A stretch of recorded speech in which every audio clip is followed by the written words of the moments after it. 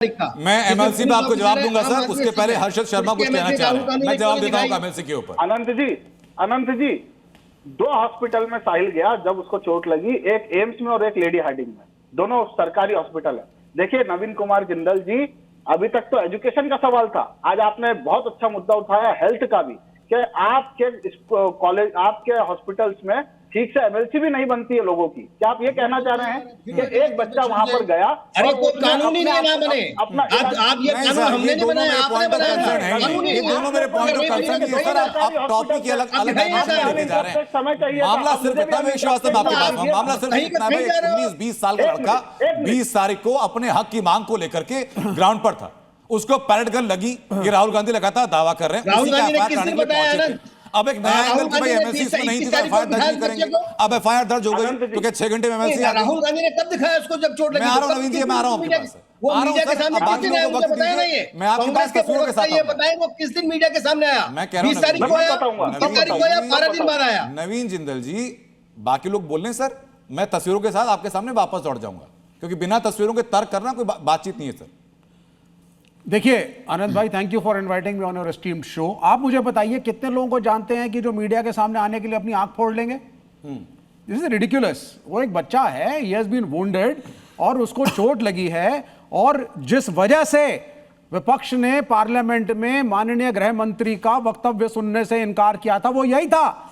आप 20 दिन तक पार्लियामेंट आए नहीं, उसके बाद हम सिर्फ यही कह रहे थे कि प्लीज गिव अ स्टेटमेंट।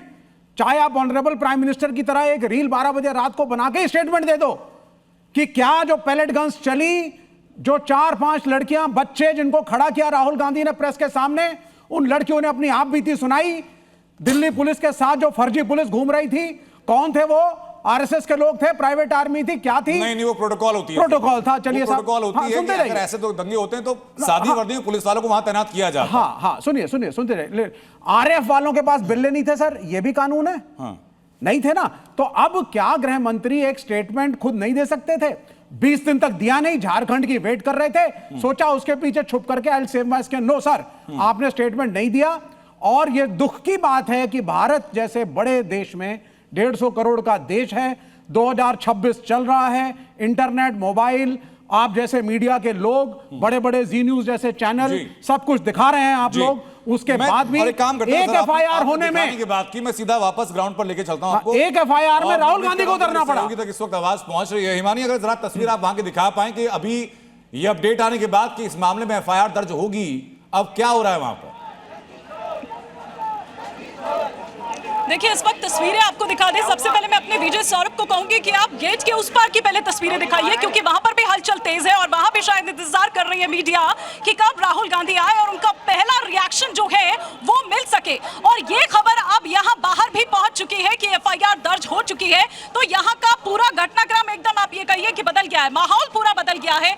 यहाँ संसद मार्ग थाना भारत माता की जय के नारों से गुंजायमान था। यहाँ पर झंडे आप देखिए और तेजी के साथ यहाँ पर लहराने लगे हैं। यहाँ कुछ देर पहले, क्योंकि जैसे ही खबर लगती है कि एफआईआर दर्ज हो गई है, यहाँ रिफ्रेशमेंट के पैकेट्स भी आ जाते हैं और वो भी यहाँ पर बांटे जाते हैं। यहाँ पर बिल्कुल नजारा बदल गया है। इंतजार यहाँ पर यही है, क्योंकि इसी गेट से राहुल गांधी बाहर आएंगे, इंतजार यहाँ पर किया जा रहा है। मैं गेट के उस पार की भी तस्वीरें आपको दिखा रही हूँ कि वहां पर भी मीडिया भीतर मौजूद है और इंतजार है कि जब वहां से बाहर राहुल गांधी आएंगे। हालांकि राहुल गांधी यहाँ सामने नजर आ रहे हैं, लेकिन अभी मीडिया से मुखातिब वो नहीं हुए, बातचीत उन्होंने नहीं कही है कि क्या कुछ रहा, क्यों आखिर इतनी देर लगी। सुबह 11, साढ़े 11, 12 बजे आप यहाँ पर पहुंच जाते हैं, लेकिन शाम के 6 बजे से भी ज्यादा का वक्त अब हो चुका है। इतनी देर आखिर क्यों लगाए, ये अलग बात है। लेकिन हाँ, ये मामला ये बताता है कि राहुल गांधी कितने ज्यादा गंभीर है छात्रों के इस मुद्दे को लेकर, और वो लगातार इसको मुखरता से उठा रहे हैं। न केवल आज, लेकिन आज के इससे एक एज मिली है कांग्रेस को, राहुल गांधी को। कल जो पुणे में होने वाला कार्यक्रम है,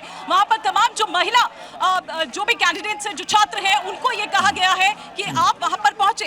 ये चौथा कार्यक्रम है छात्रों की गूंज का, जिसमें सिर्फ महिलाएं वहां पर होंगी, महिला छात्रा वहां पर होंगी। और इससे कहीं ना कहीं पूरी जो कांग्रेस है उसमें भी आप ये कहिए कि एक नई संजीवनी उनको मिल गई है। मोराल उनका किस तरह से बूस्ट है, एक बार मैं अपने विजय को कहूंगी, आप दिखाइए कार्यकर्ता। ये कांग्रेस अलग कांग्रेस नजर आ रही है, कलेवर अलग है, तेवर अलग है, न केवल राहुल गांधी के बल्कि इन कार्यकर्ताओं के भी। ये कार्यकर्ता भी एकदम जोश से भरे हुए हैं।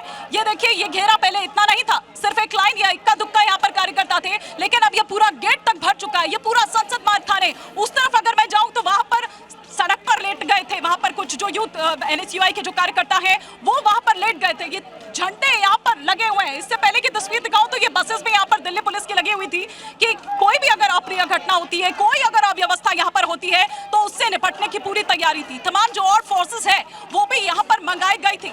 लेकिन जैसे ही थोड़ा सा दिन ढला उसके बाद आप ये देखिए कि दिन बढ़ते बढ़ते तक तमाम जो कार्यकर्ता है वो यहाँ पर पहुंचने लगे थे।